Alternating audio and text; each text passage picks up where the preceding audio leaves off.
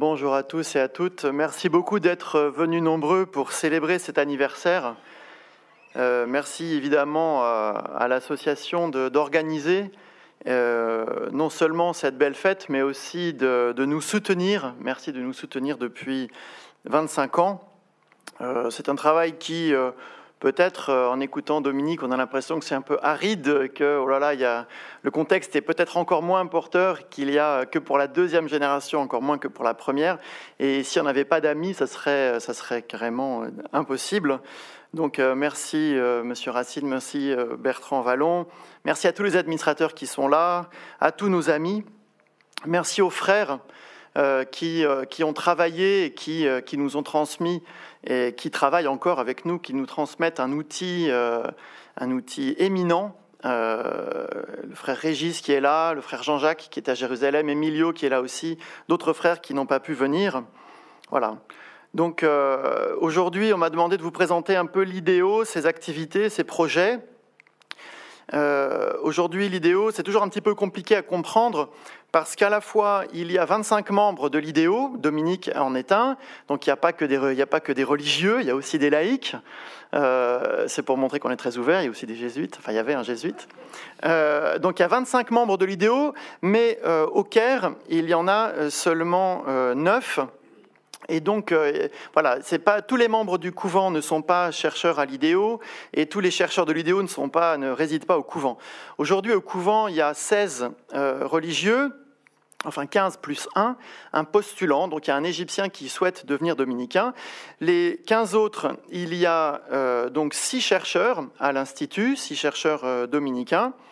Ensuite, il y a 4 frères qui ne sont pas membres de l'IDEO, qui font de la pastorale au couvent. Et puis, il y a, c'est la nouveauté depuis l'année dernière, 5 dominicains étudiants qui sont prêtres, mais ils sont donc boursiers de l'Institut et qui se forment aux études arabes et islamiques. Donc, au total, ça fait 16 personnes.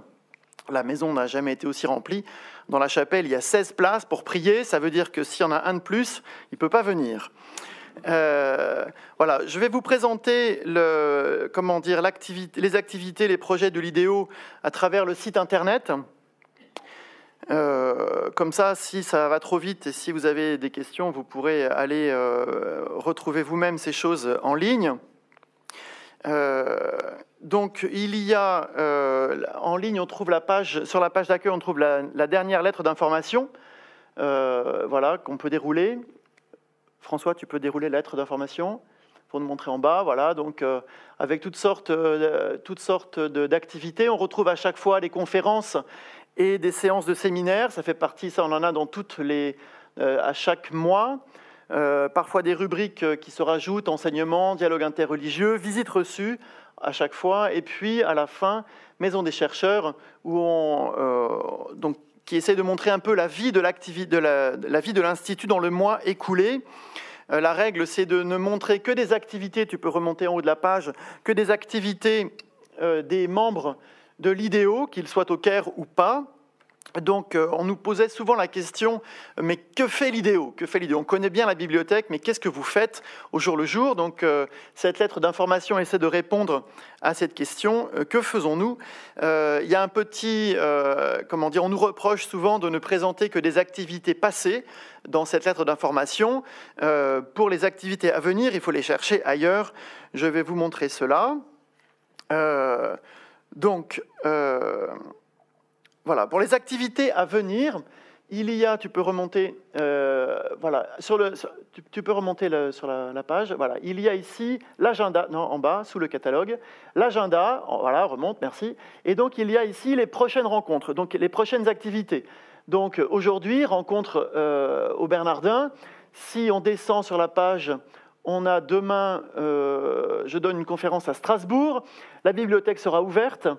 Donc je donne une conférence à Strasbourg demain, etc. Donc il y a les toutes prochaines activités sont ici en première page du site, et quand on descend tout en bas, on peut cliquer sur l'agenda et voir le mois entier, voir toutes les activités qui vont venir. Donc évidemment, on inscrit les dates d'ouverture de la bibliothèque et les différentes activités. Vous voyez que j'ai donné récemment 6 conférences, mais bon, je ne fais pas ça chaque semaine. Si on descend, les activités à venir, je fais une conférence à Strasbourg la semaine prochaine. D'autres, alors, on a le 15, dimanche prochain, le gala de l'IDEO, donc une soirée où on va présenter un peu la même chose, mais à nos amis qui sont en Égypte, donc la même chose que nous faisons maintenant. Voilà. Donc ici, les activités à venir qui sont sur l'agenda. Et il y a la possibilité, si tu descends tout en bas, sur lettre d'information, la possibilité de s'inscrire. C'est un lien qu'on trouve aussi en page d'accueil. Enfin voilà, de s'inscrire et puis de recevoir les invitations au séminaire à l'avance. Donc voilà. Ensuite, si on revient tout en haut, oui. Les séminaires sont au Caire, mais on annonce tout ici. La conférence de demain est à Strasbourg, par exemple. On n'annonce pas seulement les activités au Caire, on annonce un peu tout. Alors les séminaires, oui, habituellement, sont plutôt au Caire. Ensuite, le Mideo, donc parmi les différentes activités, le Mideo. Après une présentation générale du Mideo, si on descend la page, donc ici on explique un peu, c'est pour les auteurs et annoncer les prochaines thématiques. On met aussi ici les appels à communication. Donc nous avons 2 colloques en préparation, un au mois de janvier au Caire, un au mois d'avril à Paris. Donc il y a ici le colloque d'avril à Paris. Si on descend, le prochain colloque qui sera au Caire au mois de janvier. Voilà, qui sont des appels à communication en vue de publication dans le Mideo. Si on remonte tout en haut de la page, le Mideo, c'est nouveau donc depuis le numéro 31, est accessible gratuitement en ligne. Tu peux cliquer sur accessible gratuitement en ligne. On peut lire l'intégralité du Mideo depuis le numéro 31, l'intégralité du Mideo. Ah bon, le site ne marche pas. C'est pas grave. On peut lire l'intégralité des derniers numéros. Nous sommes aussi en train de terminer la numérisation des anciens numéros, donc avant le numéro 31, les numéros 1 à 30. Le comportement de l'éditeur précédent, M. Peters, étant très inamical, nous avons décidé de numériser nous-mêmes ces numéros et de le mettre gratuitement à disposition de la communauté des chercheurs. Voilà, donc on trouve ici, c'est le frère Emmanuel Pisani qui nous rejoindra plus tard, je crois, qui est directeur de publication du Mideo et qui coordonne donc cette publication. Ensuite, si on remonte, ensuite on a les publications. Dans l'onglet jaune à droite, sous le Mideo, les publications. Donc ici, Dominique est à l'honneur. C'est lui qui nous a envoyé ces dernières publications. On va mettre à chaque fois donc un rectangle blanc pour donc une entrée séparée pour les différents articles. Et si on descend, on a des livres aussi qui sont publiés toujours par les chercheurs de l'IDEO. On affiche que les activités des chercheurs de l'IDEO. Donc, articles et revues, articles et livres. Donc ici, on peut se tenir au courant des dernières publications. Il y a une petite règle que l'on peut, comment est-ce qu'on dit, pas réfuter, mais regretter, c'est que si on remonte tout en haut de la page, on a pris comme règle de publier dans la page en français, donc dans le site internet en français, toutes les publications en français. En arabe, si tu cliques maintenant, François, sur arabe, toutes les publications en arabe, on ne va pas remettre les publications en français, on va mettre seulement les publications en arabe. Donc ici, c'est principalement des livres qui sont publiés en soufisme ou dans les livres de Michel sur l'analyse rhétorique du Coran. Voilà, livre de Jean-Jacques, traduction en arabe. Donc en français, les articles et les livres en français, en arabe, les articles et les livres en arabe, et en anglais, tous les autres. Donc en anglais, on trouve aussi l'italien, l'allemand, l'espagnol et l'anglais, évidemment. Donc ici, on a les publications dans toutes les autres langues qui sont en italien, en anglais ou dans d'autres langues éventuellement, et en allemand. Voilà, donc les dernières publications. Ensuite, il y a les projets de recherche. Tu peux repasser sur le site en français. Donc le site est entièrement trilingue, sauf certaines choses qui ne sont pas traduites systématiquement, comme les annonces des publications, par exemple, comme vous venez de le voir. Les projets de recherche, c'est la partie qui nous prend le plus de temps et qui se voit le moins, c'est la recherche des membres de l'IDEO. comment dire, j'ai déjà été, la semaine dernière, j'étais au pèlerinage de Lourdes, on m'a déjà canonisé, je ne vais pas continuer cette canonisation, je vais vous parler de nos problèmes. Nous avons des difficultés, et donc tout n'est pas parfait à l'idéo. Parmi les difficultés que nous avons, c'est de nous donner des projets de recherche en commun. Ces projets, comme vous pouvez le voir, sont en fait personnels. On a énormément de mal à travailler ensemble. On est dans des domaines qui sont très différents, en grammaire, en dialogue interreligieux, en bibliothéconomie. Donc on a des projets qui sont extrêmement différents et c'est une difficulté à laquelle on travaille depuis longtemps sans avoir vraiment trouvé de réponse. C'est d'arriver à se donner des projets de recherche ensemble. Voilà, donc c'est un petit peu artificiel cette présentation de nos projets de recherche. Une façon de répondre à ce déficit de travail en commun et de travail interdisciplinaire, c'est les colloques. Donc on essaye de chercher des thèmes de colloques qui puissent rassembler différents chercheurs sur différents aspects. Donc ça, c'est pour les projets de recherche. En l'occurrence, ici, c'est le projet de thèse du frère Adrien Candiard. Si ensuite on descend, je crois que c'est mon projet à moi, de travail sur la réception du Kitab de Sibawayh en Occident. Ensuite, il y a le projet du frère Rémi, le portail Bibliothèque d'Orient, qui a été inauguré le 12 septembre dernier, auquel travaille le frère René Vincent. Et puis ensuite, il y a le travail, ça c'est le frère Rémi Chénaud, qui travaille sur théologie du pluralisme. Voilà, donc c'est un peu le bémol à apporter à ces projets de recherche. Ensuite, les séminaires, si on remonte tout en haut de la page, on a un onglet suivant sur les séminaires. Là aussi, peut-être un petit bémol. On a, depuis l'an dernier, on a diversifié, juste la première page, on a diversifié, c'est bon, tu redescends, voilà. On a diversifié notre offre, donc on propose actuellement 4 séminaires différents. Le premier, qui est le séminaire historique, donc toutes les 2 semaines, une intervention en culture générale. On a eu beaucoup de mal à avoir des intervenants de qualité l'an dernier. Adrien a beaucoup ramé. Cette année, on n'a pas encore commencé. Voilà, c'est difficile en fait. Comme de moins en moins de personnes viennent en Égypte, on a du mal à renouveler le pool des personnes qui peuvent intervenir dans ce séminaire. En revanche, le deuxième séminaire, qui était un énorme succès l'an dernier, lancé par 2 membres de l'IDEO, un dominicain et un non-dominicain, donc le frère Amir Djadjé et M. Guillaume Deveau, a eu un énorme succès. Ensuite, le séminaire d'islamologie avec les étudiants de l'Azhar, donc nous avons eu 3 rencontres l'an dernier. On a commencé au mois de janvier. Cette année, la première rencontre a eu lieu il y a une semaine. Voilà, c'est un séminaire en français, celui-là. Et le 4e séminaire, qui est réservé à nos étudiants boursiers, donc aux 5 frères boursiers. Il y a quelques étudiants qui s'agrègent à ce séminaire, mais globalement, ce n'est pas un séminaire ouvert. En fait, tout cela nous demande énormément de temps, et du coup, on est moins disponible, c'est vrai, je pense, pour des séminaires plus de culture générale. Le premier séminaire.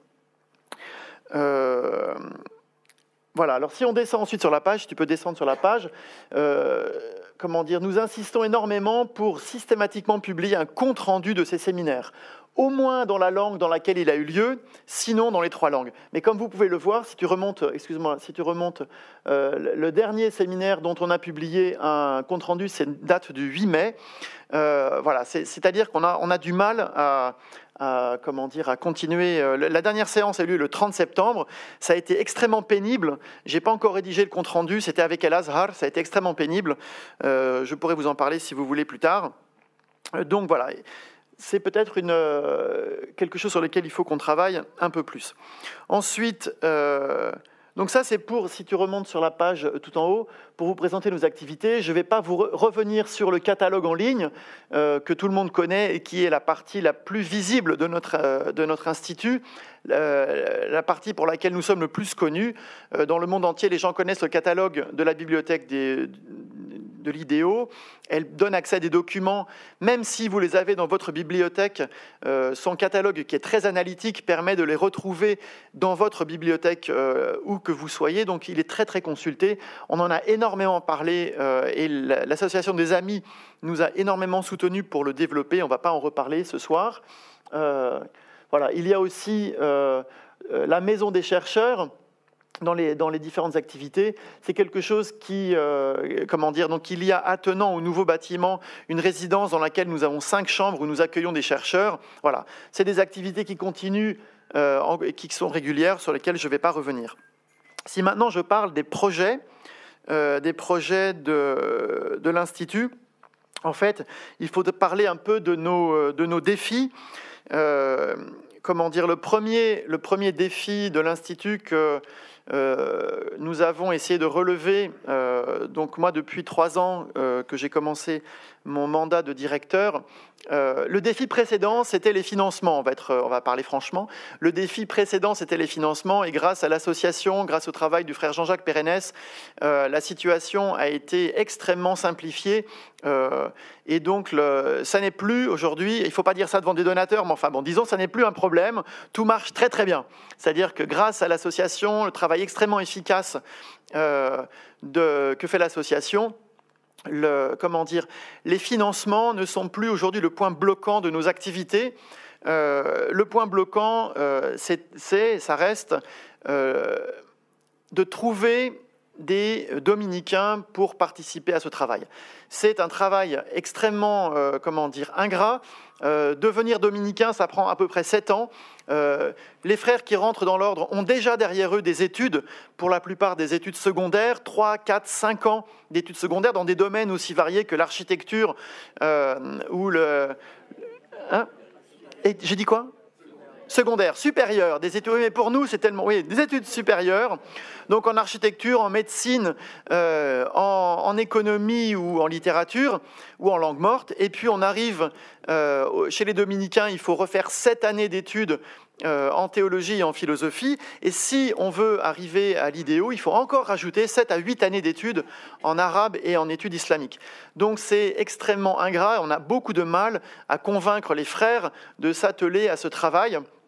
Et donc c'est pour ça que la priorité a été donnée il y a 3 ans au lancement d'un programme de formation de frères, et la condition à laquelle ça a pu marcher, nous avons pu recruter 5 frères internationaux, donc un Indien, un Pakistanais, un Américain, un Sénégalais et un Nigérian. La condition, c'était que tout soit payé. Et donc là encore, retour à la case départ, merci à l'association et à d'autres fondations qui ont financé cet énorme programme de 5 ans pour former les frères à une maîtrise en islamologie et en langue arabe. Ils n'ont pas encore un doctorat, et pour être membre de l'IDEO, il faut avoir un doctorat en études arabes et islamiques. Ils ne sont pas encore un doctorat, mais c'est la première étape.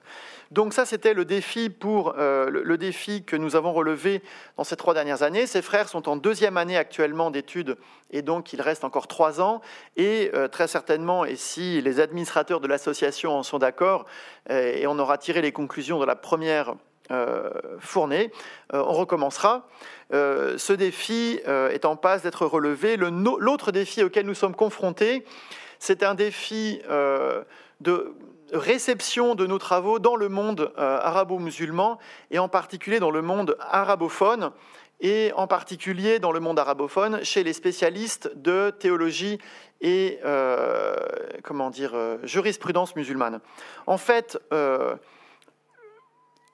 nous trouvons toujours, on a toujours l'impression que nous ne sommes pas assez efficaces, nous ne sommes pas assez connus dans certains milieux, en particulier les milieux salafistes qui travaillent sur les mêmes sujets que nous, c'est-à-dire les sources de la culture musulmane.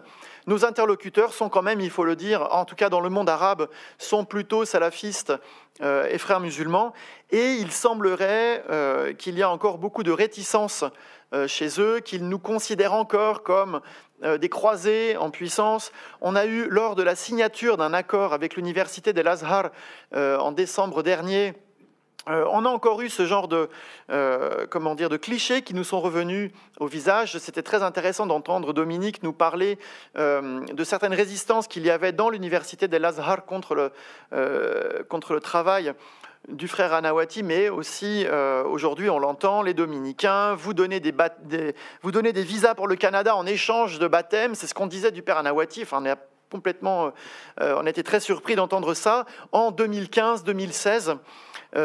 Il semble que ça reste encore assez présent dans beaucoup de mentalités. Et donc, un des chantiers auxquels nous nous attelons, c'est d'essayer d'augmenter notre audience et notre crédibilité dans ces milieux. Alors, comment s'y prendre ?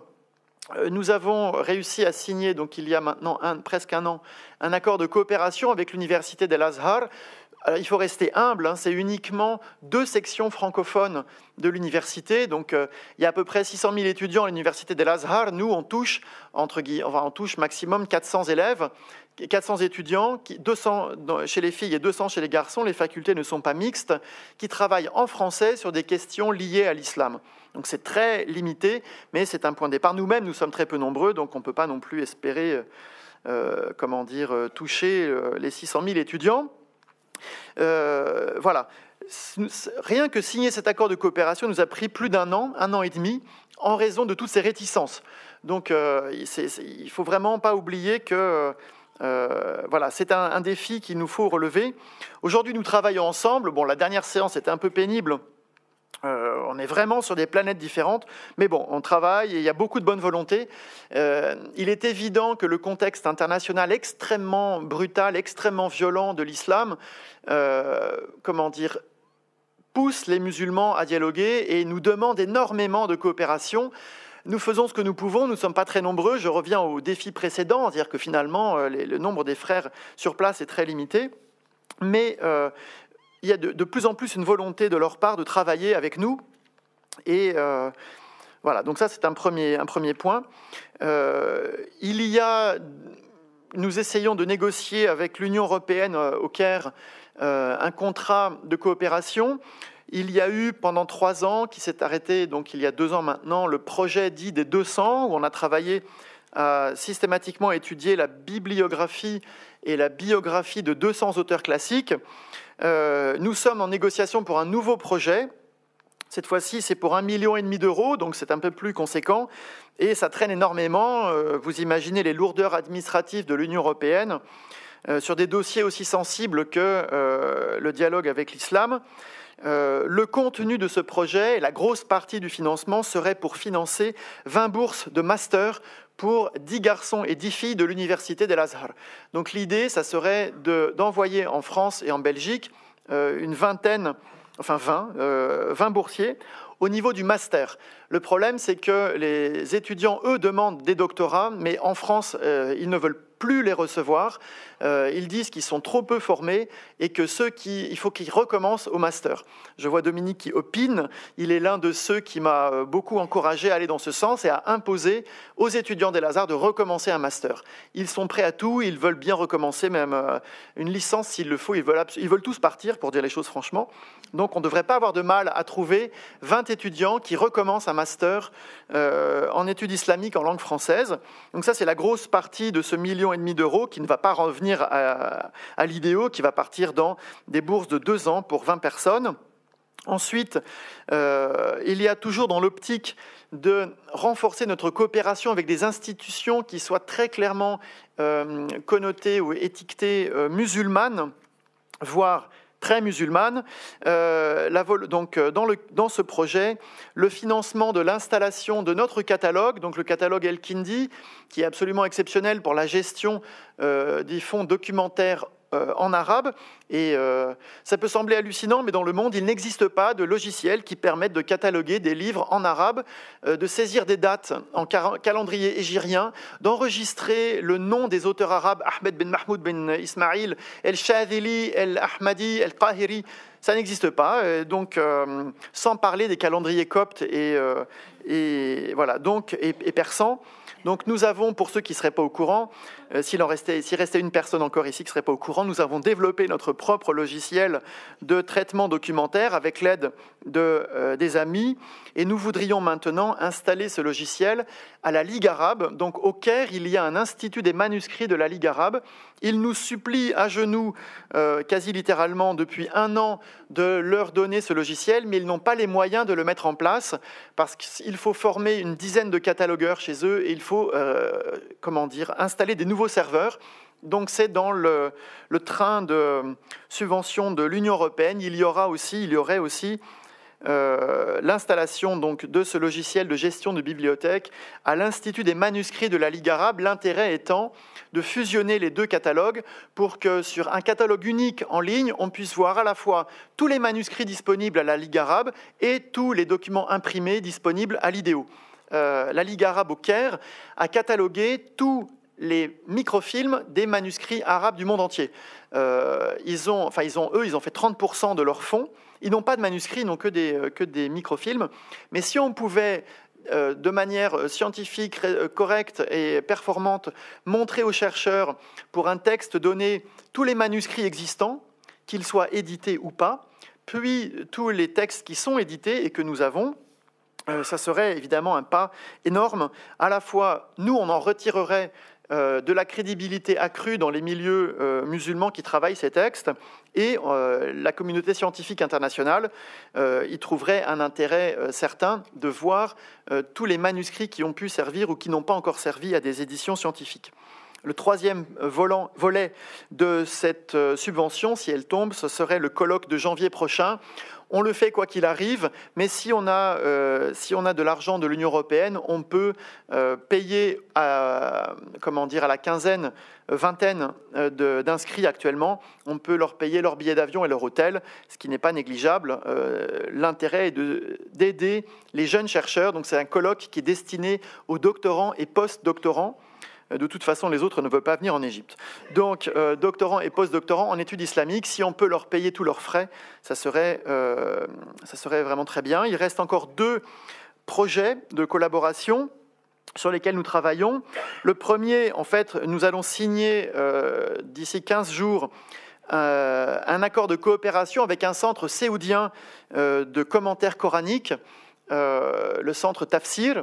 D'ailleurs, ça me fait penser, j'ai oublié mon frère. Donc François, tu peux montrer, je t'ai donné le site internet du centre Tafsir à Riyad. Donc c'est un centre qui est tenu par des salafistes ouverts, des gens qui veulent sortir par le haut de la crise sans renier leur islam. Voilà, donc ça c'est El Furqan. Il faudrait l'autre. Ça c'est El Furqan. Donc le centre Tafsir. Je crois que leur site internet, c'est Tafsir Center. Je t'ai mis ça sur... Voilà. Donc, ils sont déjà venus nous rendre visite au Caire. Ils sont très représentatifs de la nouvelle génération de musulmans qui refusent de choisir entre djihadisme et athéisme, parce que globalement, c'est l'option qu'ont les musulmans aujourd'hui dans le monde, et c'est ce que voudrait leur faire croire l'État islamique. Soit vous nous rejoignez, soit vous êtes des impies. Et il existe une génération, mais très peu, qui n'est pas finalement pas si nombreuse que ça, de musulmans qui ne veulent rien renier de la foi musulmane et du patrimoine arabo-musulman classique et des études, et qui veulent approfondir ces études. Donc le centre Tafsir à Riyad nous demande de l'aide pour organiser avec eux et d'une certaine manière pour cautionner des colloques qu'ils organisent sur les études coraniques. Donc on a déjà commencé à travailler un peu avec eux, mais on va signer formellement cet accord quand j'aurai l'agrément du conseil de l'IDEO au Caire. J'ai déjà commencé à travailler avec eux pour leur donner des contacts dans les milieux orientalistes occidentaux. Ils n'ont aucun contact, ils ne parlent aucune langue étrangère, ils ne parlent que l'arabe, ils n'ont aucun contact avec toutes les personnes qui dans le monde travaillent les mêmes questions, et l'IDEO peut jouer ce rôle, et joue déjà un peu ce rôle de pont entre ces musulmans, très musulmans, qui ne veulent pas renier l'islam, mais qui veulent s'ouvrir aux méthodes d'analyse occidentales. Voilà. J'ai beaucoup apprécié ce que disait Dominique tout à l'heure sur pourquoi est-ce que le père Anawati a cristallisé dans sa personne, il cristallisait en lui en fait une double capacité de connaissance à la fois de patrimoine latin et de la langue arabe et du patrimoine arabo-musulman. C'est un peu ce qu'on essaie de faire ensemble, collectivement, à l'IDEO, c'est-à-dire de faire un pont entre des personnes qui ne parlent pas un mot de langue étrangère, qui ne connaissent que l'arabe et qui veulent absolument travailler avec des chercheurs pour lesquels, il faut dire la vérité, ça reste difficile de travailler en arabe. Donc voilà, le centre est Tafsir, tant pis, on n'aura pas le... Tu n'as pas trouvé le site? Je te l'avais envoyé dans le mail. François, tu n'as pas trouvé le site du centre Tafsir à Riyad? Bon, c'est pas grave. Et l'autre centre, Donc là, c'est quasiment fait. On va signer d'ici disons à la fin du mois, organiser des colloques et des publications communes sur le thème du Coran. L'autre projet qui est un peu plus, qui est loin d'être signé, c'est avec le centre El Furqan à Londres. Tu avais le site tout à l'heure, François, sur l'autre onglet. Le site, voilà, El Furqan, qui est un site, qui est un centre de recherche séoudien, mais cette fois-ci basé à Londres, extrêmement conservateur. On a des discussions avec eux, c'est plus compliqué que prévu, mais ils sont très intéressés par aussi adopter le catalogue Al-Kindi. Comment dire là, c'est comme Tafsir, en fait, c'est la même chose. Ce sont des musulmans qui refusent de choisir entre athéisme et djihadisme et qui veulent absolument mettre en valeur le patrimoine musulman et le rendre accessible dans des cadres contemporains, modernes et performants. Et c'est exactement ce que fait notre catalogue. Donc, ce serait ici l'intérêt, c'est une coopération à un niveau technique. Donc, on leur passe uniquement le catalogue pour qu'eux mettent leurs documents.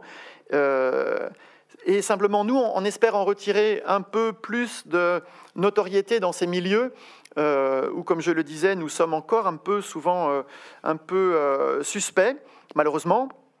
Et puis, les aider à entrer dans une vision très contemporaine de l'étude de l'islam, ce qui veut dire, je traduis, pareil, désolé Dominique, c'est ta fête aujourd'hui, comme le disait Dominique, en fait, c'est des personnes qui veulent réintégrer les sciences humaines contemporaines et l'étude de l'islam, et réconcilier les deux. Ça a l'air simple, en fait, c'est pas du tout acquis. Certains intellectuels musulmans réfutent la possibilité même d'appliquer les outils intellectuels issus des sciences humaines à l'étude de l'islam. Voulant interpréter l'islam uniquement par ses propres sources. Or, le centre Tafsir, le centre Furqan, la Ligue arabe au Caire et beaucoup de musulmans avec lesquels nous travaillons se rendent bien compte qu'aujourd'hui, il faut intégrer de la psychologie, de la sociologie, de l'histoire, de l'histoire ça va encore, mais de la sociologie, psychologie, même de la linguistique dans le domaine où moi je travaille, ça reste suspect pour certains d'utiliser des outils d'analyse linguistique appliqués à la langue arabe.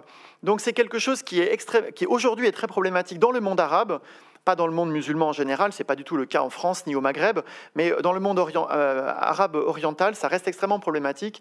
Et peut-être l'IDEO peut faire ce travail d'aider ces chercheurs musulmans à approfondir leur propre religion en allant chercher dans les ressources des sciences humaines quelque chose qui leur permettrait de dépasser par le haut la crise épouvantable dans laquelle ils sont eux-mêmes plongés.